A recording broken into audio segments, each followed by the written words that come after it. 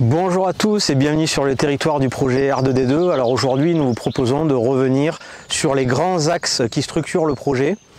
Pour rappel, R2D2 est un projet de gestion agroécologique territoriale des ravageurs de culture sur un territoire de 1300 hectares avec 10 agriculteurs.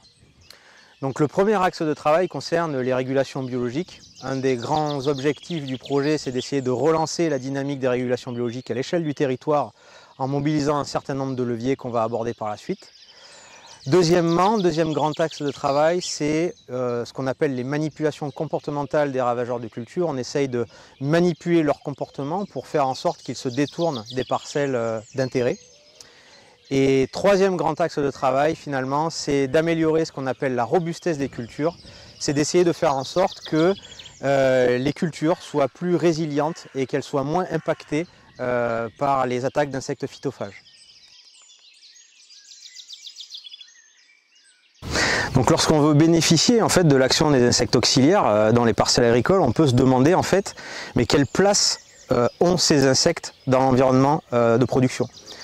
Donc les insectes auxiliaires, alors c'est aussi valable pour les insectes pollinisateurs, ont besoin d'habitats semi-naturels pour pouvoir s'installer durablement dans le milieu et recoloniser les parcelles agricoles dans lesquelles ils vont effectuer le service soit de régulation biologique, soit de pollinisation. Donc qu'est-ce qu'on attend des habitats naturels par rapport à ces insectes? D'une part, c'est de fournir des habitats.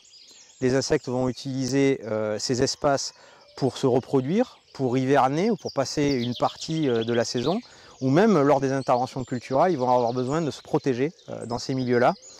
De la même façon, quand il fait très chaud en été, une haie peut apporter beaucoup de fraîcheur et d'humidité dans le paysage, et donc c'est important, notamment pour les espèces de cirques, de pouvoir s'abriter et se mettre à l'abri voilà, dans ces milieux-là.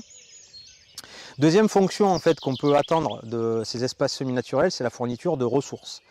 Les insectes auxiliaires, notamment les insectes auxiliaires volants comme les cirques, les chrysopes, les parasitoïdes et même les insectes pollinisateurs vont avoir besoin de nectar et de pollen qu'ils vont trouver dans les fleurs. Et donc là, on va avoir besoin dans ces habitats-là d'avoir des fleurs sur la plus grande partie de l'année possible, avec une diversité et un étalement des floraisons tout au long de l'année pour convenir aux besoins écologiques du plus grand nombre d'espèces. Et troisième grand point d'intérêt de ces espaces semi-naturels, ça va être de fournir des zones de circulation des insectes et même d'autres espèces comme les oiseaux qui n'aiment pas passer au-dessus des parcelles comme ça à découvert par peur des prédateurs. Ils vont utiliser en fait ces corridors écologiques pour circuler et ensuite coloniser les parcelles dans lesquelles ils vont rendre les services attendus par les agriculteurs. Et donc dans les deuxièmes fonctions qu'on peut attendre des habitats semi-naturels, c'est comme ici la fourniture de ressources nectar et pollen, en sachant qu'on a dans les auxiliaires volants, si on prend les cirques, les parasitoïdes, diptères et hyménoptères, des insectes qui ont des morphologies, de pièces buccales notamment très différentes et des besoins écologiques à différents moments de l'année au niveau de l'alimentation. Et donc la fourniture de ressources fleuries tout au long de l'année avec une diversité importante permet de répondre aux besoins nutritionnels de tous les cortèges d'insectes auxiliaires qui vont pouvoir après effectuer le service de régulation dans les parcelles agricoles. Donc là vous avez quelques exemples sur une bande fleurie multi-espèces qui a été plantée dans le cadre du territoire du projet R2D2, sur le territoire du projet. Donc avec par exemple des espèces comme de la mauve ou du bleuet. Qui vont donc permettre à tout un tas d'insectes de venir s'alimenter et de trouver donc, à la fois du nectar et du pollen. Donc le nectar est source de glucides, donc c'est un peu le carburant de l'insecte. Et puis le pollen qui va apporter des protéines, des acides aminés, des vitamines et des antioxydants notamment. Donc on se trouve ici sur une bande fleurie multi-espèces qui a été semé de manière, pour rester sur le long terme et en pluriannuel sur le territoire du projet R2D2. Donc on y voit quelques espèces ici comme la facélie ou le sainfoin qui sont des plantes mellifères par excellence et qui sont visitées comme en ce moment même par des bourdons ou des abeilles domestiques. Donc c'est des plantes avec des corolles assez profondes qui permettent l'accès donc aux insectes à langue longue, notamment les bourdons, Mais vous voyez qu'on a aussi d'autres espèces. Alors on a du bleuet ou du coquelicot ici derrière. Le coquelicot qui est une plante adventice qu'on ne désire pas forcément avoir dans nos parcelles, mais pourtant qui a son intérêt dans le paysage, qui est très visité notamment par les cirfes et qui apporte des ressources vitales pour ce type d'insectes qui vont assurer un service de régulation dans les parcelles, notamment la régulation des pucerons parce que les larves de cirfes sont apidiphages. Et donc ces bandes fleuries multi-espèces vont permettre d'avoir des fleurs dans le paysage. On souhaite les avoir le plus tôt possible en saison jusqu'au plus tard, donc c'est pour ça qu'il faut choisir des mélanges assez diversifiés pour pouvoir favoriser la présence d'insectes avec des exigences écologiques assez différentes.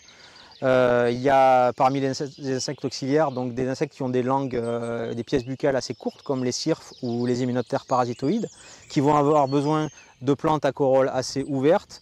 Donc on a par exemple derrière de l'aneth, on a aussi de la coriandre un peu plus loin, donc qui sont des espèces avec une corolle ouverte qui permet aux insectes à langue courte d'accéder au nectar. Et puis donc on a d'autres espèces comme par exemple le mélilo ici qui est visité actuellement par des abeilles domestiques, donc où les corolles sont un peu plus profondes et elles ne sont pas accessibles à tous les insectes. Donc on a présence aussi dans ces bandes de luzerne. On a présence aussi de trèfle incarnat et de trèfle blanc. Et on implante aussi du colza. Le colza est attractif pour l'altise. Ça va permettre aussi aux parasitoïdes qui parasitent l'altise d'être présents dans ces bandes et de terminer leur cycle, puisqu'on n'a pas de perturbation comme on a habituellement dans les parcelles. Les agriculteurs ne touchent pas à ces bandes fleuries et donc ça permet aux parasitoïdes de terminer son cycle. Donc le parasitoïde fait des cocons, des nymphes en fait en surface du sol, et le fait qu'on ne touche pas, on ne travaille pas le sol sur ces zones-là, et bien ça en fait des refuges importants pour les parasitoïdes pour qu'ils puissent terminer leur cycle et après émerger au printemps, donc fin janvier, à partir de début février, pour qu'ils puissent aller après sur les parcelles de colza et parasiter les altises dans ces parcelles de colza.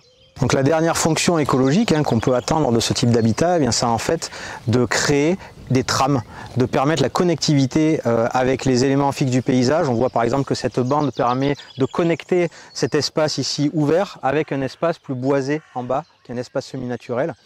Et en fait, c'est intéressant de permettre cette circulation. On a par exemple des espèces d'oiseaux, de passereaux, qui, comme les mésanges, participent aussi aux régulations biologiques. Mais ils ont besoin d'espaces comme les haies pour pouvoir circuler dans le paysage de proche en proche parce qu'ils n'aiment pas passer au-dessus des parcelles et être à découvert et risquer ainsi d'être prédatés par certains rapaces notamment. Donc pour les bandes fleuries, ça permet aussi de faire en sorte que les zones naturelles, comme par exemple ces espaces boisés, ne soient pas isolées les unes des autres et qu'il y ait une certaine connectivité entre les trames à l'échelle paysagère. Bonjour à tous, nous vous proposons maintenant d'aborder le deuxième axe de travail avec les agriculteurs sur le territoire d'R2D2, à savoir essayer de rendre le milieu défavorable à la présence des ravageurs. Donc pour ce faire, nous avons pris l'exemple du colza, et notamment dans la lutte contre les ravageurs d'automne, à savoir la grosse altise et le charançon du bourgeon terminal. C'est-à-dire qu'à l'automne, les seules surfaces attractives pour ces insectes-là sont les colzas. C'est notamment la parcelle qu'on a juste à côté ici. L'objectif pour nous, c'est d'augmenter la surface en plantes d'intérêt pour essayer de diluer la pression sur le territoire. C'est pour ça qu'en fait, vous voyez ici, on est dans une parcelle de pois. En fait, il faut savoir qu'en interculture, ici, il faut s'imaginer entre le mois d'août et le mois de décembre, en fait, l'agriculteur a implanté son couvert d'interculture classique auquel il a rajouté 25 pieds de radis chinois. Donc le radis chinois est une crucifère qui est aussi une plante hôte des différents insectes qui sont ravageurs du colza. Et l'objectif, c'est qu'en fait, ces insectes vont se diluer à la fois sur la surface en colza, mais également en interculture. Comme ça permet d'avoir moins de pression d'adultes dans les parcelles de colza. Donc ça, c'est le premier effet. Et le deuxième effet, c'est que dans ces parcelles en interculture, lorsqu'on va assurer la destruction du couvert entre novembre et décembre, on va casser le cycle des larves et du coup, en fait, on va avoir moins d'adultes qui vont émerger au printemps. Donc l'objectif, c'est qu'en fait, on agit sur les ravageurs à deux niveaux. L'année en cours, par l'effet dilution sur le territoire et la limitation de pression sur le colza par l'augmentation de la surface de plantes d'intérêt. Et le deuxième effet, c'est la limitation des émergences d'adultes au printemps par en fait la destruction des larves qui va casser le cycle des insectes. Et on est parti en fait sur les radis chinois parce qu'en fait on s'est rendu compte que c'était une plante qui était attractive vis-à-vis des grosses altises et des charançons du bourgeon terminal, au même titre que la navette ou la moutarde d'Abyssinie. Mais en fait on est plutôt parti sur le radis chinois parce que c'est une plante qui est plutôt assez facile à gérer en interculture, à la fois mécaniquement et chimiquement. Alors les facteurs de réussite de cette technique sont de plusieurs ordres. Le premier, c'est en fait le stade des crucifères. Donc on va essayer d'avoir des stades de crucifères découverts au moins au même stade, si possible plus jeune que le colza, parce qu'en fait on s'est rendu compte que finalement des crucifères trop développés étaient moins attractifs pour les insectes d'automne. Le deuxième facteur de réussite, c'est notamment la densité de semis, c'est qu'on va essayer de viser au moins 15 à 25 pieds de crucifères dans l'interculture pour avoir au moins une bonne représentation sur la parcelle. Troisième levier, c'est la surface. C'est qu'en fait, sur l'exemple d'R2D2, on a annuellement quasiment autant de surface de colza et d'interculture. Et certaines années, on a souvent plus d'interculture que de colza. Donc vous vous rendez compte que finalement, dans ce contexte-là, on arrive à avoir une surreprésentation de la signalisation des intercultures par rapport aux insectes ravageurs. Du coup, ça nous permet d'avoir une meilleure efficacité de signalisation de ces insectes-là, donc du coup de dilution sur le territoire. Le projet R2D2 ne s'arrête pas aux problématiques de colza. C'est qu'en fait, on est aussi multiculture. Et donc du coup, on a aussi un autre insecte qui est problématique sur le territoire, à savoir la bruche, donc qui est problématique sur les pois, mais également sur les lentilles. Et donc du coup, avec le collectif d'agriculteurs, on a aussi le projet de travailler sur des pistes beaucoup plus exploratoires. C'est ce qu'on fait justement en essayant de mettre en place des dispositifs qu'on appelle push and pull. C'est qu'en fait, on essaye par l'introduction d'autres plantes sur le territoire, d'avoir des espèces qui pourront à la fois avoir un effet répulsif, c'est ce qu'on teste notamment avec la moutarde blanche, et des effets aussi perturbateurs avec la facélie. Donc en fait, on a un dispositif qui en fait englobe les deux couverts, la moutarde blanche et la facélie, pour justement essayer de gérer un petit peu différemment les problématiques de bruche sur la lentille. Donc on en est sur une deuxième année d'expérimentation, et donc l'idée c'est pouvoir poursuivre et arriver à accumuler des résultats et puis pouvoir justement mesurer la fiabilité ou en tout cas la performance de cette technique. Le dernier axe de travail que nous faisons avec les agriculteurs concerne en fait la recherche de robustesse des cultures. C'est qu'en fait une plante robuste est une plante qui sera moins sensible à la rencontre avec un ravageur. Donc l'objectif pour nous est d'essayer de au maximum stimuler la croissance des plantes. Donc on vous propose deux exemples un peu phares sur le territoire, l'exemple du colza et après on ira sur la partie céréales. Donc sur le colza, les différents leviers, maintenant vous commencez à les connaître, c'est la stimulation d'une croissance rapide sur le colza. Donc ça concerne déjà le travail du sol. Donc on va essayer avec les agriculteurs sur les phases avril à début juin de faire des profils de sol pour essayer d'adapter en fait le travail pour limiter en fait tout travail profond inutile qui entraînerait un dessèchement. Et ensuite au moment de l'implantation, donc on va essayer de jouer sur le choix variétal avec des variétés qui ont des bonnes vigueurs de départ, d'une densité de semis adaptée pour pouvoir permettre justement une croissance importante à l'automne et une stimulation de la croissance à la fois avec soit des apports de matière organique, de l'engrais localisé avec de l'azote et du phosphore et aussi l'utilisation de plantes compagnes qui auront deux objectifs, améliorer la nutrition des plantes et deuxième objectif, diminuer la présence de larves dans les plantes. Donc c'est intéressant parce que du coup on arrive à combiner différents leviers pour permettre seulement de rendre la plante moins sensible aux rencontres avec le ravageur. Et derrière, sur l'automne, donc on réalise des tests Berlez pour mesurer en fait le nombre de larves par plante. Et si on est en dessous du seuil, c'est-à-dire que les leviers agronomiques ont été suffisants pour limiter la pression sur le colza. Et si par contre on dépasse le nombre de larves par plante et que les objectifs de biomasse qu'on cherche à avoir sur l'automne, à savoir 60 grammes début décembre, si cette biomasse n'est pas atteinte et que le nombre de larves par plante est dépassé, on conseillera en fait d'intervenir sur la parcelle. Dernier levier aussi en termes d'implantation, c'est qu'on essaye sur les céréales après les colzas, c'est en fait de limiter le travail profond du sol. En fait, on va avoir ici, comme vous l'expliquait Nicolas tout à l'heure, des auxiliaires qui font leur cycle aussi dans les colzas. Les larves vont tomber au sol et l'objectif, en fait, ce n'est pas de les détruire lors de la préparation pour la céréale suivante, mais bien justement de préconiser, lorsque cela est possible, un travail superficiel, voire un semi-direct des céréales après colza pour ne pas détruire les larves qui font leur cycle sur les premiers centimètres du sol. Alors là, sur céréales, nous mobilisons d'autres leviers pour assurer la robustesse des cultures. C'est qu'en fait, on va mobiliser surtout le levier date de semis. C'est qu'en fait, autant sur colza, on va essayer d'être opportuniste avec les pluies, donc quitte à essayer de semer un petit peu plus tôt. Autant ici, sur les céréales, on va essayer de semer un petit peu plus tard pour justement esquiver l'arrivée à la fois des cicadelles et des pucerons. Donc en général, on essaye de conseiller un semis après le 20 octobre pour être sûr d'arriver après les dates d'arrivée, en tout cas de vol des insectes d'automne. Le deuxième levier qu'on va aussi mobiliser, c'est la variété. Alors on commence à avoir notamment sur orge, mais ça commence à arriver sur céréales, d'avoir des variétés qui soient tolérantes à la jaunisse et au pied chétif. Donc on va essayer dans la mesure du possible d'essayer de les recommander auprès des agriculteurs pour justement pouvoir les mettre en place sur le territoire et d'avoir une corde supplémentaire à notre arc en fait de robustesse par rapport aux insectes. Et aussi les autres leviers de croissance d'automne, à savoir l'utilisation d'engrais localisés au semis pour justement permettre une croissance assez rapide sur l'automne. Et à titre expérimental, on travaille maintenant de plus en plus aussi les associations d'automne avec notamment des protagineux, donc des associations que ce soit de la févrole ou des pois, pour essayer aussi d'avoir un effet de dilution dans la parcelle ou un effet barrière.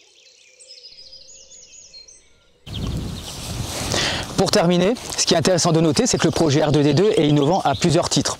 Le premier, c'est qu'en fait on va essayer de combiner les trois axes que nous vous avons présentés, à savoir stimuler la régulation naturelle des ravageurs, rendre le milieu défavorable à ces ravageurs et stimuler la robustesse des cultures. Et ce qui est intéressant de noter, c'est qu'en fait on ne va pas combiner ces trois axes sur une parcelle ou sur une exploitation, mais bien à l'échelle d'un territoire, en réalisant une vraie action collective territoriale sur la gestion des insectes, avec une vraie coordination des agriculteurs, à la fois sur le positionnement des intercultures pour vraiment avoir un effet d'interculture piège sur les insectes d'automne, avec notamment des commandes et de semis groupés de radis chinois.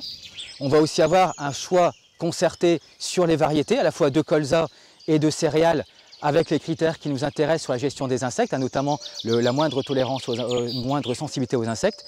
Et puis le dernier point, c'est aussi une gestion collective aussi des interventions, avec notamment la mise en commun des tests Berlez et une réflexion collective sur les interventions ou non en fonction des résultats. Donc en fait, ce qui est intéressant, c'est que du coup, en fait, on a une vraie action concertée à l'échelle du territoire, et ce qui fait vraiment de R2D2 un projet un peu unique aujourd'hui.